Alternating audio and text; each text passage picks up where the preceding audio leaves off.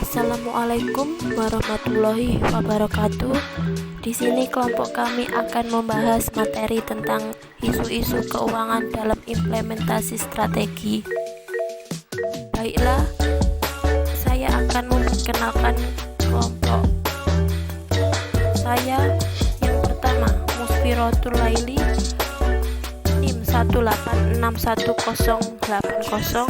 Yang kedua, Dantania Prismanda, NIM 1861121.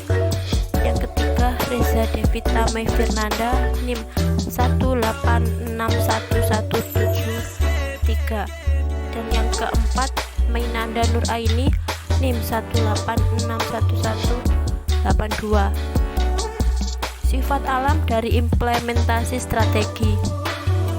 Implementasi strategi berpengaruh secara langsung terhadap kehidupan manajer pabrik, manajer divisi, manajer departemen, manajer penjualan, manajer produk, manajer proyek, manajer personalia, manajer staf, supervisor, dan seluruh karyawan. Isu-isu keuangan. 1. Mendapat modal untuk implementasi strategi. Analisis laba per saham atau laba sebelum bunga dan pajak, yaitu teknik yang paling banyak digunakan dalam menentukan pinjaman, saham, atau kombinasi kedua merupakan alternatif terbaik untuk memperoleh modal bagi implementasi strategi. 2. Proyeksi laporan keuangan. Analisis proyeksi laporan keuangan adalah teknik utama dalam implementasi strategi karena memungkinkan organisasi untuk memeriksa hasil yang diharapkan dari berbagai tindakan dan pendekatan. 3.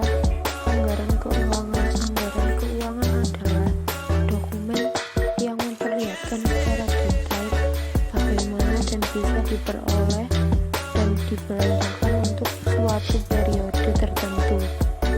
Biasanya dipakai dalam anggaran tahunan. Anggaran keuangan memiliki keterbatasan.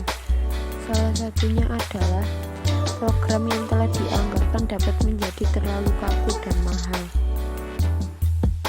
Anggaran keuangan memiliki keterbatasan, di antaranya: pertama, program yang telah dianggarkan dapat menjadi begitu detail di mana mereka menjadi terlalu kaku dan terlalu mahal. Yang kedua, anggaran keuangan bisa menjadi substitusi bagi tujuan. Yang ketiga, anggaran dapat menyembunyikan inefisiensi yang didasarkan pada prosedur daripada evaluasi periodik dari suatu kondisi tertentu. Dan yang terakhir, anggaran terkadang digunakan sebagai instrumen bagi tirani akibat rasa fiskali, ketidaksukaan, ketidakadilan, dan tingkat keluar masuk karyawan yang tinggi. Mengevaluasi nilai dari suatu bisnis. Mengevaluasi nilai dari suatu bisnis adalah hal yang penting bagi implementasi strategi, karena strategi yang integratif, intensif, dan diverifikasi biasanya diterapkan dengan mengambil ahli lain. Diverifikasi biasanya diterapkan dengan mengambil ahli perusahaan lain. Strategi lainnya, seperti pengunduran diri atau defund, mungkin bisa mengakibatkan terjualnya satu divisi dalam organisasi atau perusahaan itu sendiri. Yang terakhir, menentukan apakah perlu go public. Menjadi perusahaan publik berarti menjual sebagian kepemilikan perusahaan ke orang lain dengan tujuan untuk memperoleh tambahan modal. Konsekuensinya, hal tersebut mengurangi kendali pemilik atau perusahaan. Menjadi perusahaan publik tidak disarankan bagi perusahaan yang penjualannya kurang dari $10 juta karena biaya awal untuk melakukannya sangat tinggi.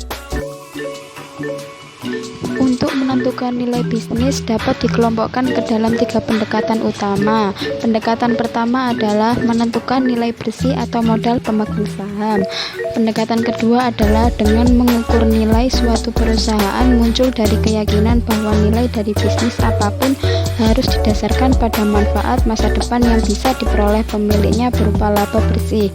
Pendekatan ketiga adalah membiarkan pasar menentukan nilai bisnis berdasarkan nilai harga jual, metode rasio harga terhadap laba, dan metode saham yang beredar. Terima kasih sudah melihat video dari kami. Jangan lupa like dan subscribe ya teman-teman. Terima kasih, semoga bermanfaat. Wassalamualaikum warahmatullahi wabarakatuh.